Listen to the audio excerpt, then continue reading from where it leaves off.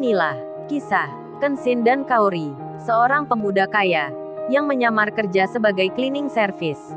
Versi Kaori TV, episode 304. Kenshin yang mengantarkan Ririn ke rumah sakit bersama ibunya di jam 1:30 malam. Di waktu dini hari, kini pun sudah sampai. Ririn segera dalam perawatan. Ibunya terlihat masih khawatir. Tak berselang lama, setelah memeriksa Ririn, dokternya pun datang. Kemudian beliau bilang, "Oh ini ibu, Mbak Ririn ini untung segera dibawa ke sini. Andai terlambat 2 jam saja, kondisinya bisa makin parah." Lalu dokternya bertanya, "Kalau mas ini siapanya ya?" Kenshin menjawabnya, "Saya temannya dok." Dokter pun menyahut, "Oh saya kira mas suaminya." Ibunya Ririn mendengar pertanyaan itu. Maklum, dokternya tak salah mengira, karena sekarang bukan waktu biasa untuk seseorang menjenguk pasien. Kemudian sang dokter melanjutkan bicara, "Oh ini ibu saya mau menginformasikan. Mbak Ririn ini nampaknya kelelahan. Mungkin Mbak Ririn terlalu sibuk kerja sampai telat makan. Biasanya ini bu, kondisi yang kami temukan seperti itu." Ibunya Ririn lalu menjawab, "Iya dok benar itu. Anak saya memang sering telat makannya. Di rumah pun juga bekerja. Padahal sudah saya ingatkan. Namun memang anak saya ini menyukai pekerjaan." Ketika mendengar itu, Kenshin merasa bersalah. Ririn yang luput dari perhatiannya. Kemudian dokter pun bilang, "Kalau gitu, Mbak Ririn dirawat inap saja. Kami khawatir kalau pulang bisa turun lagi kondisinya." "Oh ya bu, besok mungkin Mbak Ririn butuh sedikit tambahan darah. Mungkin ibu bisa memberikan." Ibunya langsung menjawab, "Iya dok saya bersedia sekali." Dan keterangan dokter pun sudah dijelaskan. Ririn kini, atas permintaan Kenshin, dipindah di kamar VIP, tempat yang terbaik yang ada di rumah sakit itu. Kemudian mereka pun menunggu. Tak terasa sampai beberapa waktu. Pagi pun menjelang.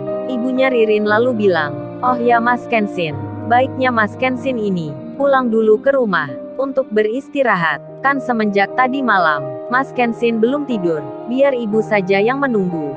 Entar bibinya juga datang." Ibu benar-benar ini mengucap terima kasih banyak. Sudah merepotin Mas Kenshin sekali.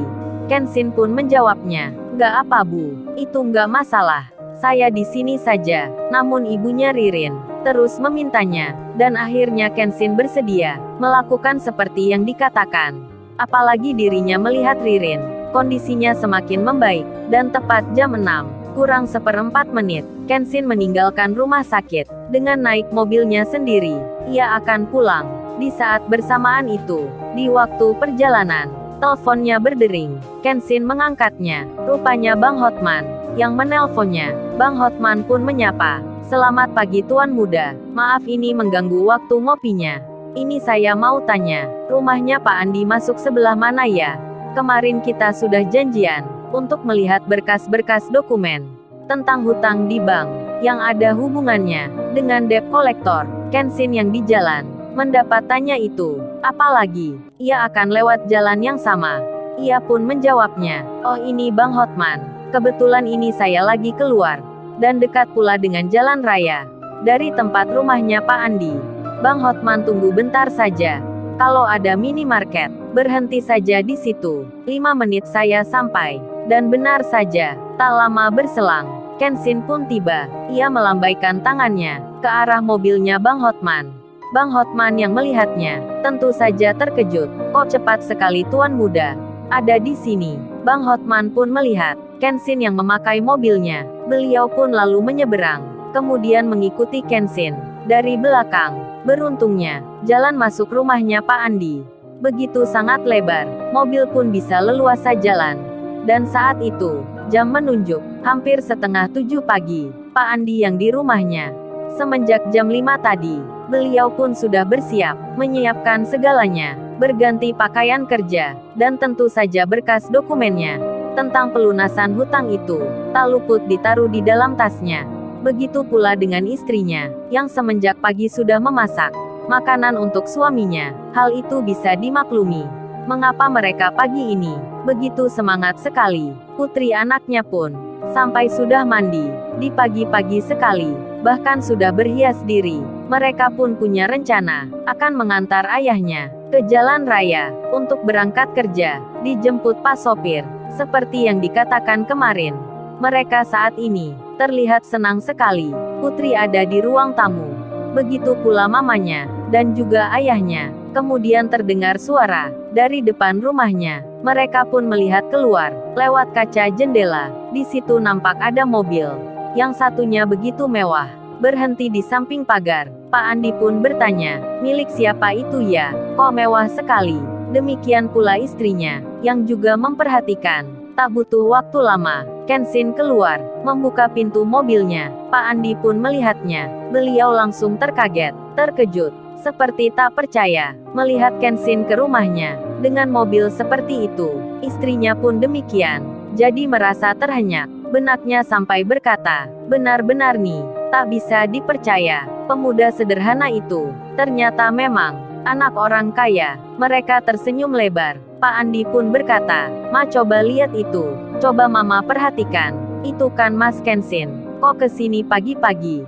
Putri melihatnya, tersenyum-senyum pula. Lalu di luar, Kenshin sendiri, dirinya nampak menghampiri Bang Hotman yang ada di mobilnya. Kenshin berkata, ini Bang Hotman rumahnya, ayo kita masuk. Dan Pak Andi membuka pintu. Beliau pun terlihat senangnya, dan langsung menyapa. Pak Andi berkata, lo Bang Hotman, kok sampai datang ke sini? Saya jadi merasa nggak enak ini, jadi merepotin sekali. Tuan muda di sini pula. Kami merasa terhormat, kedatangan tamu-tamu penting.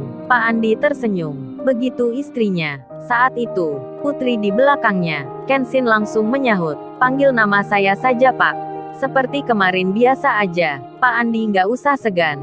Dan mereka pun dipersilahkan masuk ke dalam. Bang Hotman mengutarakan maksudnya. Oh ini Pak Andi, maaf saya datang pagi-pagi. Karena ingin tahu berkasnya, tentang masalah Pak Andi kemarin. Biar cepat kami tangani hari ini. Terlebih bos besar yang memintanya. Pak Andi pun memberikan dokumen itu. Bang Hotman membacanya, memeriksanya, menelitinya. Sementara, di lain tempat, Kaori yang di rumahnya, saat ini dirinya menelpon nomornya Kenshin.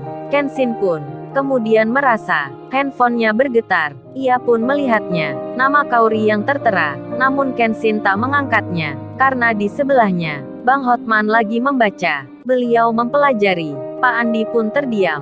Begitu juga istrinya. Jadinya Kenshin lebih baik tak mengangkat telepon. Namun ia membaca pesan Kaori yang bertanya, jadi jam berapa babe? Hari ini beli handphone. Pesan Kaori itu pun tak dibalasnya. Sesaat kemudian, Kaori menelpon lagi, sampai 3 kali. Kenshin lagi-lagi hanya melihatnya, dan kemudian tiba-tiba handphonenya itu mati, sebab baterainya habis. Karena hal itu, Kaori pun merasa seperti dimatikan. Jadi salah paham lagi, dan Kenshin memasukkan handphone itu di sakunya. Di tengah itu, putri anaknya Pak Andi memperhatikan Kenshin yang memegang handphone jadulnya. Putri pun dalam hatinya bertanya, benar-benar nih, tak bisa dipercaya. Mobilnya di luar mewah, tapi gadgetnya amat lama, lebih berharga pula katanya. Di tengah putri yang memperhatikan, Bang Hotman lalu bicara, oh Pak Andi, setelah saya baca ini, saya pelajari isinya. Masalahnya hari ini, saya jamin beres. Ini hanya permainan, seperti yang banyak saya tangani. Yang sebelum-sebelumnya, Pak Andi bekerja saja, sudah jangan pikirkan masalah ini. Dan Pak Andi pun senang mendengarnya. Kemudian istri dan anaknya menyiapkan makanan di meja. Mereka mempersilahkan. Pak Andi berkata, ayo Bang Hotman, ayo Mas Kenshin, silahkan dinikmati. Namun Kenshin menjawabnya, terima kasih Pak, saya langsung pulang saja. Karena ada keperluan. Maaf sebelumnya. Kenshin pun menjelaskan. Pak Andi pun mengerti. Begitu pula istrinya. Kemudian mereka berdua mengucapkan terima kasih. Dan putri pun juga sama. Lalu Kenshin teringat. Kemudian ia bilang, oh ya mbaknya ini, apa mau kerja juga? Mendapat tawaran itu, putri pun langsung menyahutnya dengan mengiyakan. Apalagi mamanya menyentuh bahunya, pertanda agar mau saja. Melihat itu Kenshin pun bicara, oh ya Pak Andi kan masih ingat waktu yang ramai-ramai kemarin. Di situ Mbak Rena lagi butuh orang.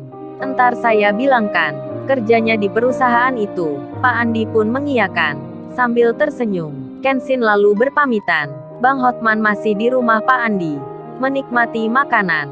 Waktu itu sudah menunjukkan pukul di jam 7:10. Kenshin kini sudah berada di jalan raya. Ia pun teringat Kaori yang menelponnya tadi. Tak sempat diangkatnya sebab baterainya habis. Dan karena ini masih di perjalanan, Kenshin pun membelokkan arah kemudi mobilnya. Ia langsung saja menuju ke rumahnya Kaori. Lalu, bagaimana kisah selanjutnya? Subscribe channel ini untuk episode berikutnya. Terima kasih.